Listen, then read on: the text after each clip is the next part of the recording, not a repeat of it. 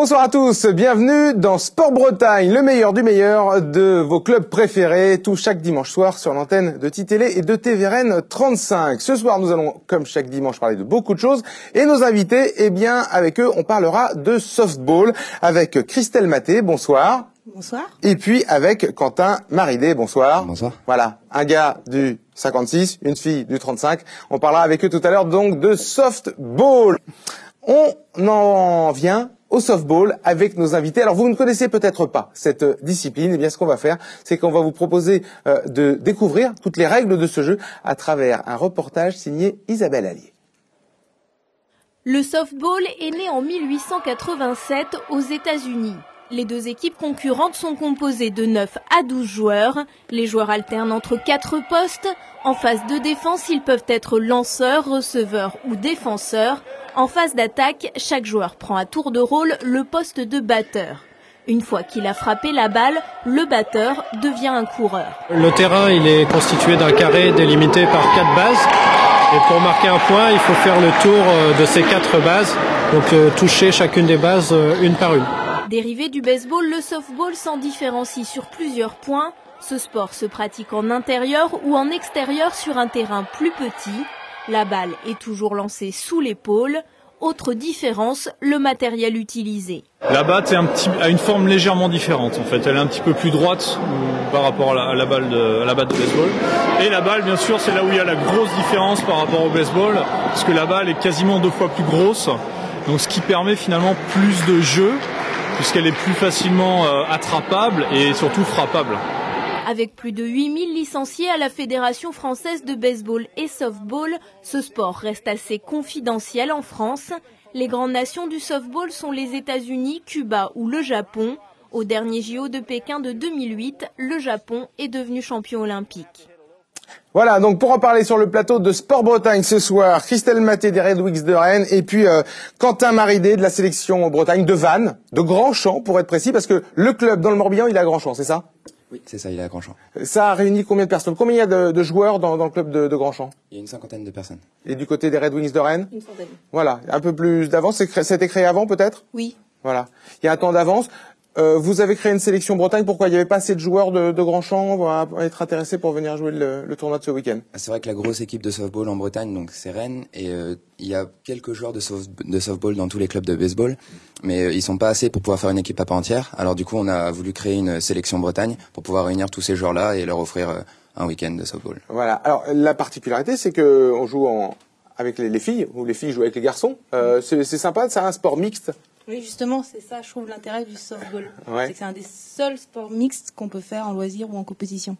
Comment se porte le softball? Est-ce que c'est une discipline qui bien connaît un petit engouement ou c'est un petit peu toujours les mêmes?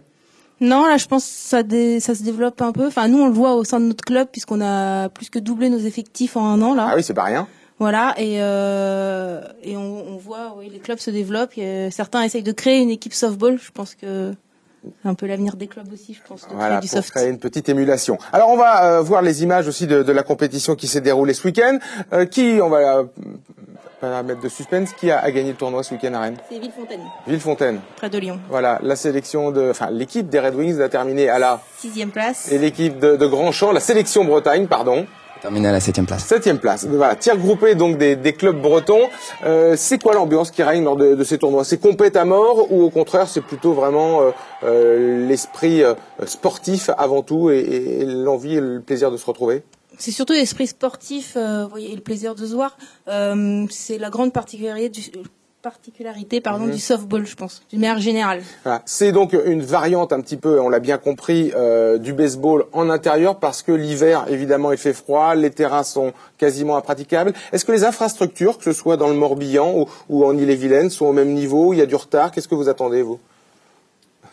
Nous, dans le Morbihan, on n'a pas, au niveau de Grandchamp, on n'a pas des grandes salles comme propose Rennes, donc on peut pas forcément avoir accueillir un si gros tournoi comme ils l'ont fait. Ouais, enfin, il y en a à Vannes, il y en a à Lorient, des grandes salles. Oui, mais après, donc est-ce qu'ils acceptent pas forcément de nous prêter les salles, voilà. D'accord. Voilà. On n'est pas de la ville. Et donc vous vous recroisez après l'été sur des compétitions de baseball ou pas du tout? Sur le compliqué. baseball, Ouais, moi je fais ouais. pas de baseball Bah oui, parce parce que c'est que que c'est les masculin, garçons, donc c'est que les garçons, je bah pas de oui. les voir, mais Ah ouais, c'est pas bien ça d'ailleurs. Hein. Il mais n'y a en spectateur. pas d'équipe féminine à voir le jour au moins. Voilà l'idée de faire une Non. sélection Bretagne, ça c'est intéressant. Bah, pour l'instant, on reste sur le mix parce que d'une manière générale, dans tous les clubs, même en région, c'est surtout des équipes mixtes. Donc, mais après, ça peut venir en projet. Le but, c'est de vraiment développer, oui, aussi le softball féminin, ce qui se fait beaucoup dans le sud de la France. Oui, les grands clubs au niveau national, c'est bon, on a dit, il y a des bons clubs dans l'Ouest. Sinon, c'est où? C'est plutôt la région parisienne?